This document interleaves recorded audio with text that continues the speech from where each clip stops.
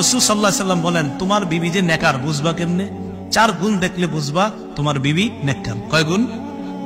1 number, in আমারাহা আতাআতহু, স্বামী যদি স্ত্রীকে কোনো আদেশ করে, শরীয়ত মোতাবেক কোনো বৈধ আদেশ করে, স্ত্রীর সাথে সাথে তার আদেশ পালন করে। আবার বলছি আমি, শরীয়ত মোতাবেক বৈধ আদেশ। আপনি বললেন ইউটিউবে নাটকটা ছাড়ো, এটা কি বৈধ? তো তা বৈধ শরীয়ত মোতাবেক হুকুম, এটা যদি পালন করে 1 নম্বর। 2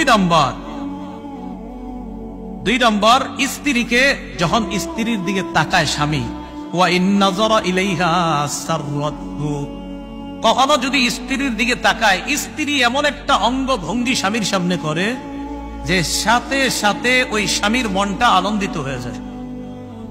সাথে সাথে স্বামীর মনটা কি হয়ে যায়? আনন্দিত হয়ে যায়। 1 নাম্বার, নেককার বিবি তিনি, যাকে তার স্বামী যখন আদেশ করে তখন আদেশটা পালন করে। 2 নাম্বার গুণ হলো, যখন তার স্বামী তার দিকে তাকায় সাথে সাথে স্ত্রী এমন একটা অঙ্গভঙ্গি করে স্বামীর মনটা খুশি হয়ে যায়।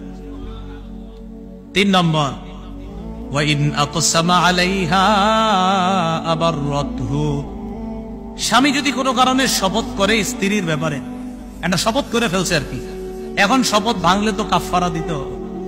তো স্ত্রী এমন একটা কিছু করে যেটা করলে স্বামীর শপথভঙ্গ হবে না, কাফফারা দেওয়া লাগবে না। স্ত্রী ওই স্বামীকে শপথ থেকে, এই কাফফারা থেকে উদ্ধারের ব্যবস্থা করে দেয়, স্বামীকে যেন শপথের কারণে কোনো বিপদে পড়তে না হয়। স্ত্রী তখন স্বামীকে ওই শপথ থেকে উদ্ধারের ব্যবস্থা করে। কথার কথা একটা শপথ করে বলছে, তুমি এই কাজটা যদি করো এটা ঠিক হবে না তোমার করাটা। তো স্ত্রী বললো, আমার স্বামী আমার শপথ করে কথা না বললো, এখন আমি যদি এই কাজটা করি তাহলে আমার স্বামী কাফফারা দিতে হবে। ঠিক আছে, আমি এটা কখনো করলাম না। তো স্ত্রী যদি এটা আর কখনো না করে, স্বামীর আর কাফফারা ভঙ্গ হলো না। তো রাসূলুল্লাহ সাল্লাল্লাহু আলাইহি সাল্লাম বলেন, নেককার বিবি 1 নাম্বার, তাকে হুকুম করলে হুকুম পালন করে। 2 নাম্বার, স্ত্রী তার দিকে যখন তার স্বামী তাকায় সাথে সাথে মনটা খুশি হয়ে যায়, উৎফুল্ল হয়ে যায়। 3 নাম্বার, যখন কোনো কসম করে এই কসম থেকে উদ্ধারের ব্যবস্থা করে দেয়।